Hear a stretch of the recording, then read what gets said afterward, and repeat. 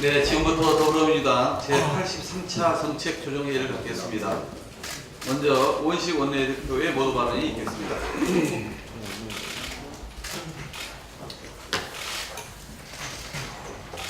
검찰이 어제 세월호 사건 보고시간 조작 및 대통령 훈령 불법 변개 사건에 대한 수사 결과를 발표했습니다. 예상했지만 기가 막힙니다. 박근혜 전 대통령 세월호 7시간의 행적은 조작과 거짓, 기만으로 가득 찼음에 충격과 분노를 금할 수 없습니다. 검찰 발표에 따르면 최초 보고 시간도 조작됐고 김장수 안보실장에게 임명 구조 지시도 없었습니다. 11차례 서면 보고도 고작 2차례였습니다. 더 기가 막힌 것은 최순실이 당일 청와대에 있었다는 의혹도 사실로 확인된 데다가 최순실이 있는 자리에서 참사대책회의가 열렸고 이 자리에서 중대본 방문까지 결정되었다는 것입니다. 최초 보고받은 시간이 오전 10시 20분이고 최순실이 청와대에 들어온 시간이 오후 1시 15분이었다는데 그러면 그 3시간 55분 동안 당시 대통령은 어떤 상태였는지를 묻지 않을 수 없습니다. 결국 소중한 국민의 생명이 차가운 바닷속에 가라앉고 있던 그 다급한 순간에 국가는 멈췄고 컨트롤타워는 비선의 지시에 의해 조정당했습니다. 또한 헌법재판소의 탄핵 심판을 받는 순간까지도 이 모든 것을 조작, 거짓, 왜곡했다는 끔찍한 사실이 확인이 된 것입니다. 이제나 저제나 구원의 손길을 기다리고 있었을 우리 아이들, 그 꽃같은 무고한 생명들을 생각하면 눈물이 앞을 가리고 분노가 치밀어 오릅니다. 검찰은 이번 불법 조작 은폐 사건 관련자에 대해 조속히 수사에 착수해서 법의 심판대 위에 올려야 할 것입니다. 두 번 다시는 이런 인물, 세력, 시도가 권력을 탐하고 대한민국을 더럽히지 않도록 반드시 뿌리 뽑아야 합니다.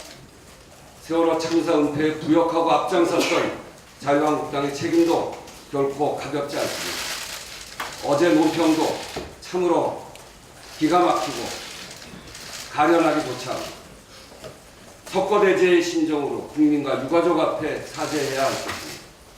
특히 지난주 출범한 사회적 참사 특조위가 자유한국당이 추천한 황전원위원회에 대한 유가족과 시민단체들이 반발로 출발부터 진통을 겪고 있습니다.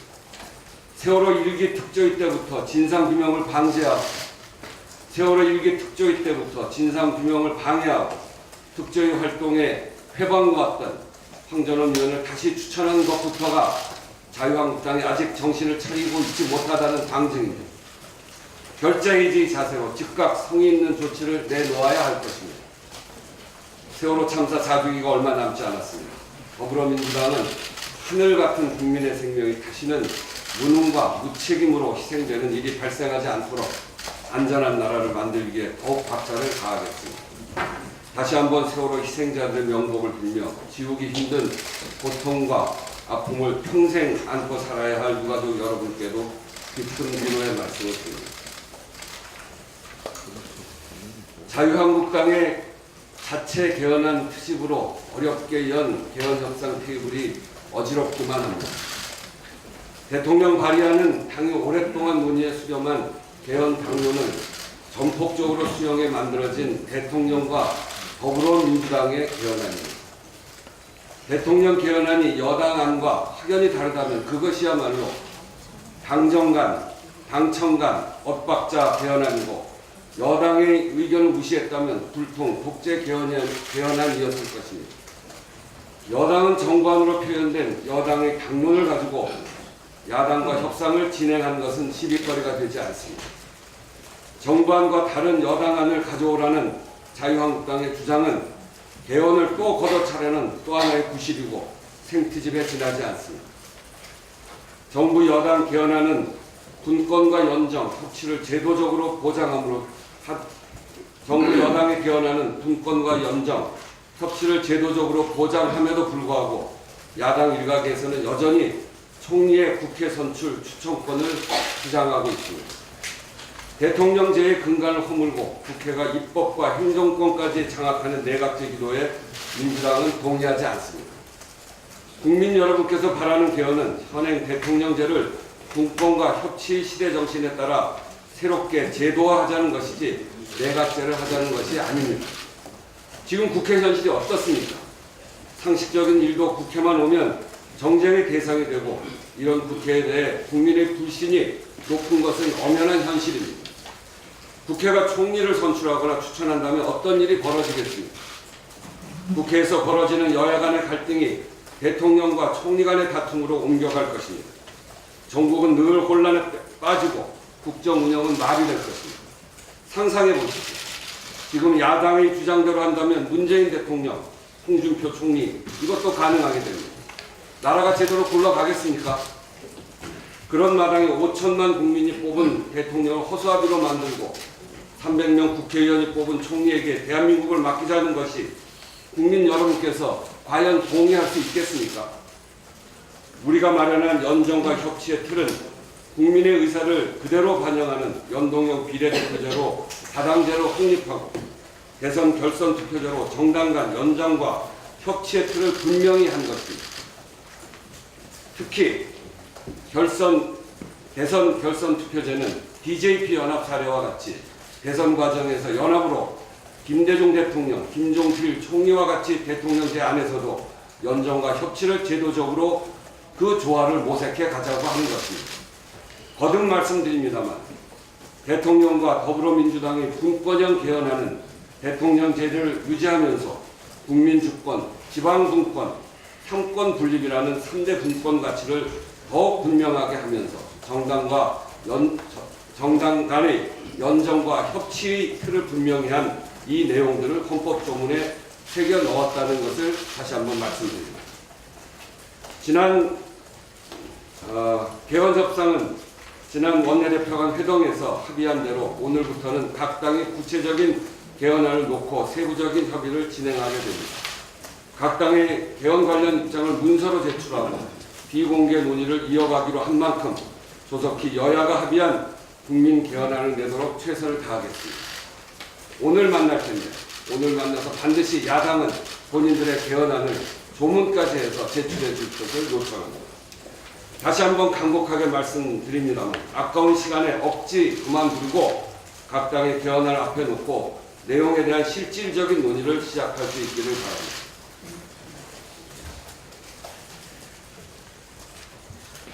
김정은 위원장과 시진핑 국가주석 간의 북중 정상회담 일정과 회담 내용이 공식적으로 확인됐습니다. 북중 양국은 한반도 비핵화에 대한 의지를 천명하고 대화와 협상을 통한 한반도 문제 해결에 뜻을 함께 했으며 김정은 위원장과 평양 북중 정상회담 제안 등 양국 간의 지속적인 관계 회복도 예상됩니다.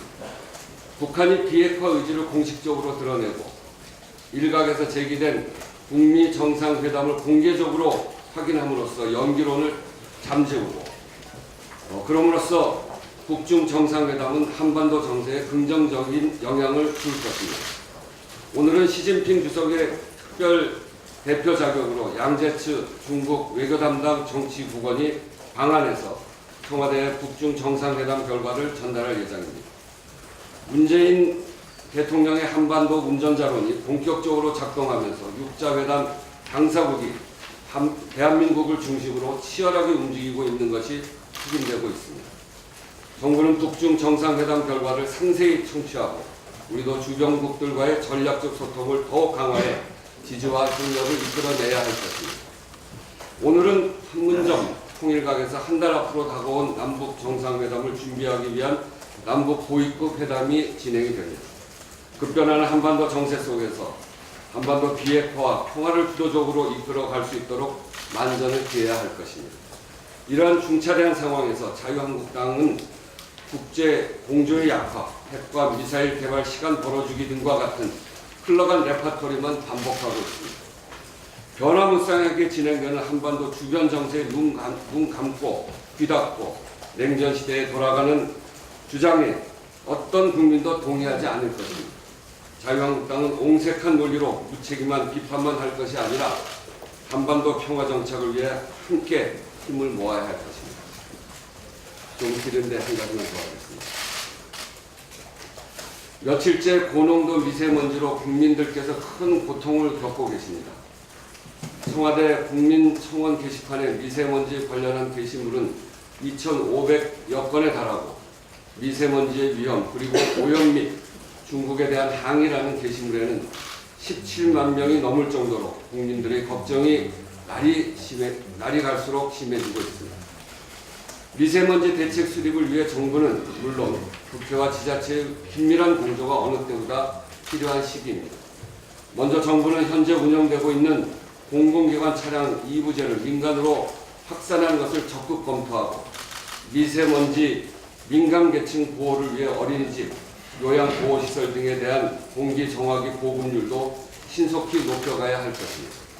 아울러 실효적인 미세먼지 저감 대책 마련을 위해 중앙정부가 지자체와 함께 참가하는 범정부 TF를 구성하는 것도 적극 고려해야 합니다. 또한 미세먼지가 기승을 부리면서 마스크 판매량이 급증하고 있습니다.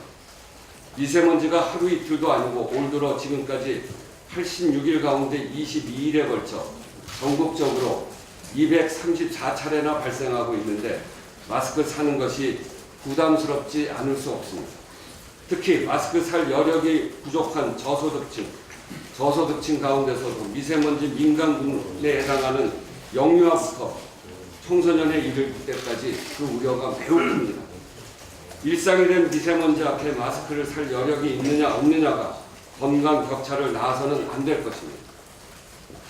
차제에 마스크 가격의 인하, 미세먼지 마스크를 공공재로 하거나 또는 마스크의 건강보험 적용 문제를 적극 검토해야 할 것입니다.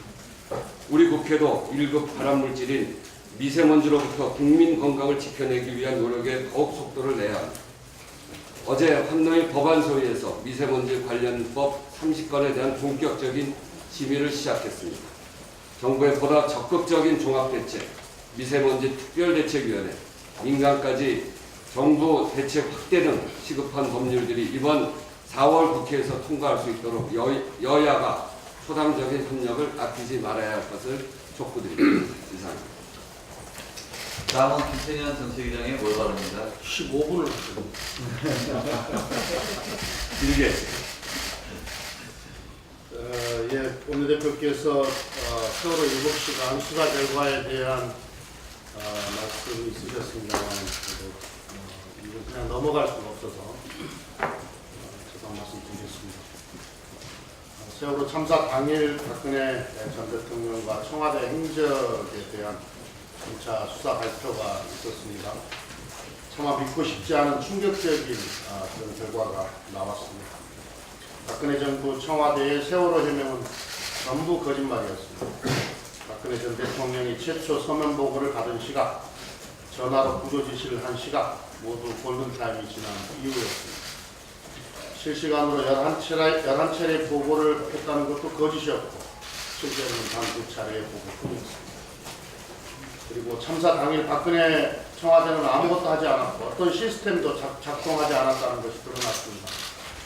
박 전 대통령은 보고를 받고도 참모회의조차 소집하지 않고 관저에만 계속 머물렀고 오후 2시 넘어 최순실이 청와대에 들어온 다음에야 문고리 3인방 비서관과 5인 회의를 한 다음에야 중대본 방문을 결정했습니다. 너무나 참담한 심정이고 분노가 치밉니다. 참사 이후에도 박근혜 청와대는 국민을 지키지 못한 것에 대한 반성은커녕 자신들의 무능을 덮고 책임을 피하기 위해 진실을 조작하고 은폐하는 데만 급급했습니다. 박근혜 전 대통령과 모든 관련자들은 지금이라도 진실을 밝히고 재판에 성실하게 임해야 할 것입니다. 그리고 엄중한 국민의 심판과 법의 처벌을 받아야 할 것입니다. 그런데 더욱 각오하는 것은 자유한국당의 어제 논평입니다. 이런 대통령을 불쌍하다고 논평하는 자유한국당의 인식이 불쌍합니다.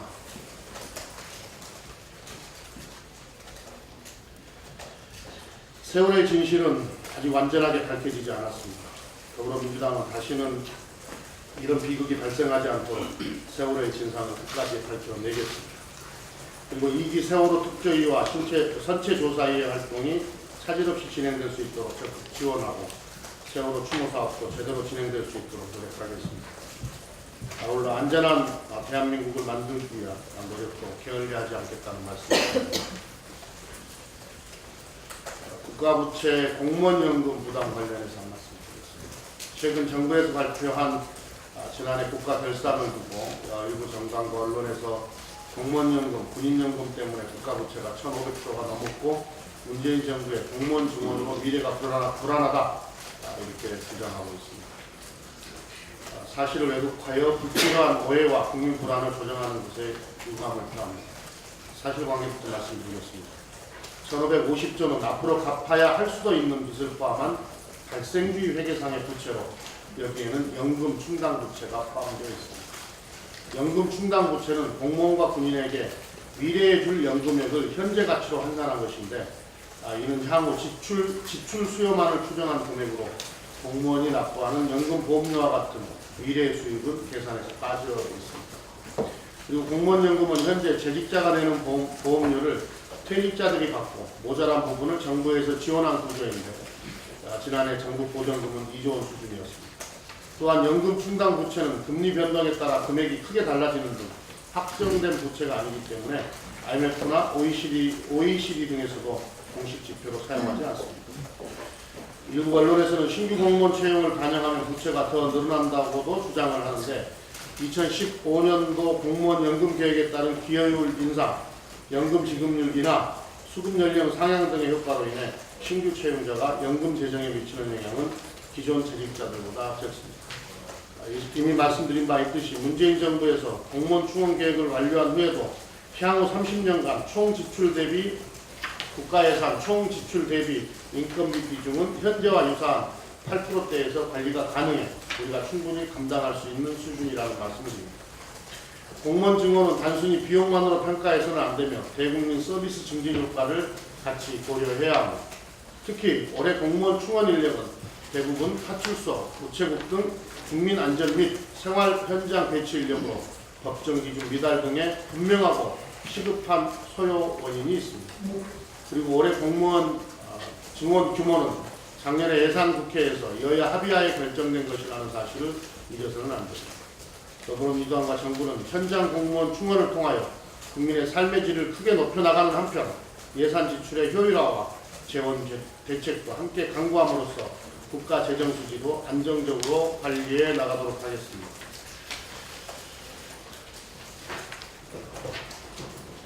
더불어민주당 혁신성장추진위원회는 어제 2018 스마트 공장 자동화 산업전에 참석해 우수 스마트 공장 도입 사례와 혁신기술 시연을 참관하고 관련 기업과의 간담회도 주최하였습니다.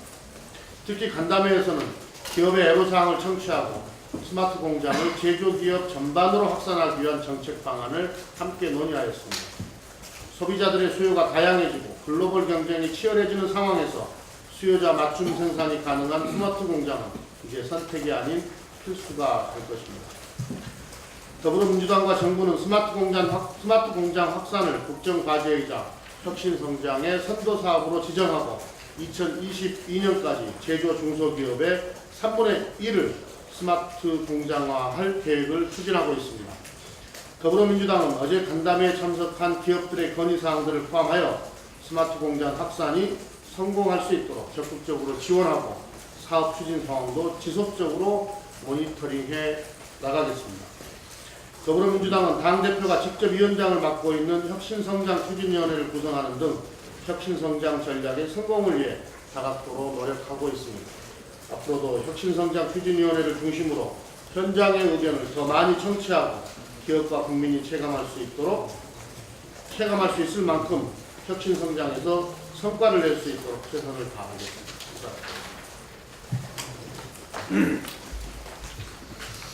네, 다음은 현안 발언입니다. 제가 좀 말씀드리고 윤우덕 대결위 간사께서 말씀하시겠습니다. 우선 뒤늦게라도 바른미래당에 의해서 자유한국당도 4월 임시에 관심 법안, 처리 법안 목록을 어제 제출을 했습니다. 그렇습니다만은 정경용 상임위 소집에는 여전히 열중하고 있는 것에 대해서는 대단히 유감이라는 말씀을 드립니다. 자유한국당은 어제 간사 합의도 없이 행안위와 과방위 전체 회의를 일방 소집했습니다만 불발됐습니다. 일명 개의 논쟁으로 수세에 몰린 국면을 경찰 때리기로 전환하려는 의도로 행안위를 소집했고, 정당한 MBC 내부 감사에 대해, 자체 감사에 대해 방송 장악 프레임으로 덮어 씌우기 위해서 과방위를 소집했던 자유한국당은 국회를 본인들의 놀이터로 착각하지 마시기 바랍니다. 언론 관련해서 자유한국당의 MBN 언론인들의 출입정지, MBC 자체 감사에 대한 상대 특집과 검찰 고발 검토, 또 KBS 사장 후보자 인사청문회 고의 지연 등 자유한국당의 방송 탄압은 과거 완료형이 아닌 현재 진행형입니다. 자유한국당은 보수정권 시절 방송 장악의 향수와 미몽에서 속히 깨어나기를 바라고 방송을 언론인에게 돌려줘야 한다는 국민적 외침을 명심하기 바랍니다. 자유한국당 송파울 국회의원 후보로 영입돼 정치 꽃길을 걷고 있는 배현진 전 아나운서가 27일 본인을 현 정권의 블랙리스트로 칭하며 피해자 코스프레를 했는데, 국민은 배 씨를 보수 정권의 화이트리스트로 기억할 뿐입니다. 배 씨는 자기 소신대로 일하겠다는 사람에게 적폐 부역자라는 오명을 씌워선 안 된다라고 했는데, 이는 과거 반성 없이 일제강점기 일본에 부역했던 친일파의 궤변을 떠오르게 합니다. 어제 KBS 양순동 후보자 인사청문회가 내일 개최됩니다. 어제 국회의장께서 과방위 위원장에게 KBS 사장 인사청문회 경과보고서 채택을 4월 5일까지 요청하는 공문을 발송했습니다. 자유한국당은 청문회장을 분풀이용, 막말 성토의 장이 아닌 정책 검증과 공영방송 구화를 위한 출발선으로 삼아줄 것을 요청드립니다. 개헌 관련해서 제가 한 말씀만 좀 드리겠습니다. 자유한국당이 대통령 개헌안에 제왕적 대통령제 공식을 찾아볼 수 없다고 주장을 합니다. 제왕적 대통령은 헌법 조항의 문제가 아니라 보수정권 대통령의 권력 악용이 문제였습니다. 박근혜, 이명박 전 대통령의 구속은 권력의 사적 추구와 사적 이익의 추구와 국정농단의 책임을 물은 것입니다. YS, DJ, 노무현 전 대통령 시절에 제왕적 대통령의 제자가 없었습니다. 문재인 대통령도 마찬가지입니다. 그럼에도 정부 여당의 개헌안은 대통령 권한을 국회와 지방정부에 이양하고 또 국민에게 나누고 인사권마저 상당 부분 내려놓은 내용을 담았다는 평가를 받고 있습니다. 지금 야당은 국정의 수당적 협력과 힘을 보태기는커녕 여소야대를 이용해서 대통령 통제 강화에만 골몰하고 있습니다. 국민의 내각제 반대 여론이 무서워서 야당이 내각제 주장은 드러내고 하지 못하면서 유사 내각제인 총리의 선출과 추천권 주장을 반복하는 것은 제왕적 대통령 핑계로 제왕적 국회를 꿈꾸는 것 아니겠습니까?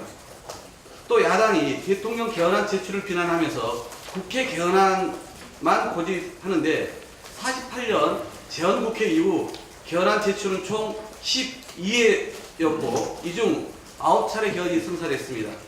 대통령, 즉 정부 제출은 6번, 6회, 박정희 국가재건회의 시절을 포함하면 6회였고 국회 제출은 또 6회였습니다. 이 중 실제 개헌 성사는 대통령이 제출한 경우에 4번, 국회가 제출한 경우 5번 엇비슷했습니다.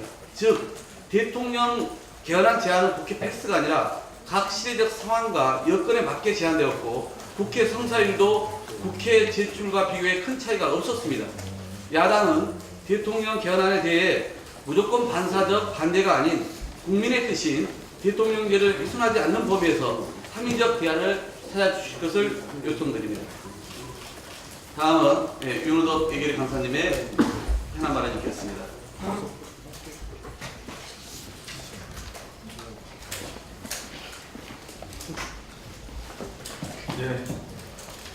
역사적인 제3차 국정정상회담이 파주시 평화의실에서 4월 말에 열리게 되어 있습니다.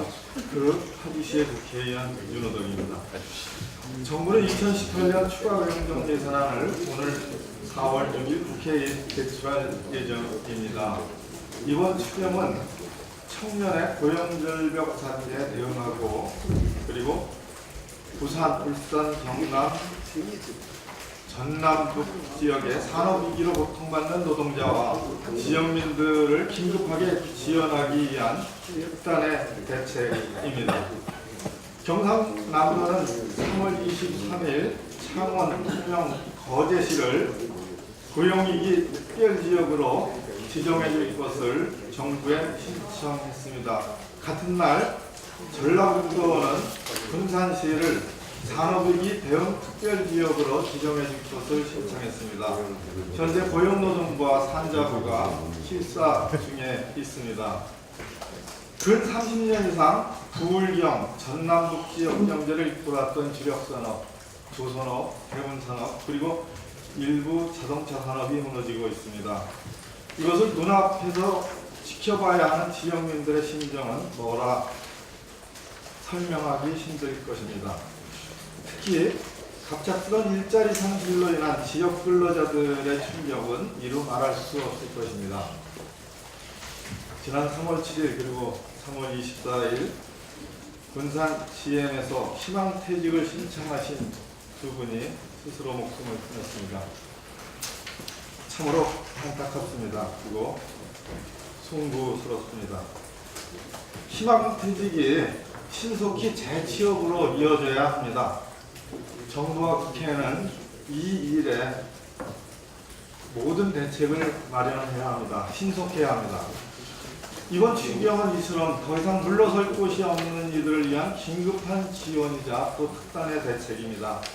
산업위기로 지역경제가 흔들리고 일자리가 사라지는 지역에는 지금 당장 특별 고용 지원 대책을 마련하고 또 퇴직 인력에 대해서는 전직 교육을 실시해야 합니다. 이번 추경안은 이러한 예산들을 담아내고 있습니다. 특히 조선업, 자동차 산업에서 퇴직하신 분이 동종의 중소기업에 재취업하실 경우 1인당 1년에 3천만 원의 인건비를 지원하는 그런 내용도 담고 있습니다. 그리고 지역의 재정 지원을 확대하고 경영자금이나 재취업, 재창업, 산업, 사업전환 자금을 확대해서 지역경제 생태계를 어떻게든 보호해내야 합니다. 이번 추경으로 할 일이 너무나 많습니다. 4월 국회에서 지역민의 관점에서 또 청년의 입장에서 여야가 함께 추경의 세부 내역을 하나하나 풀어나가고 또 신속하게 의결될 수 있기를 기대합니다. 이상입니다.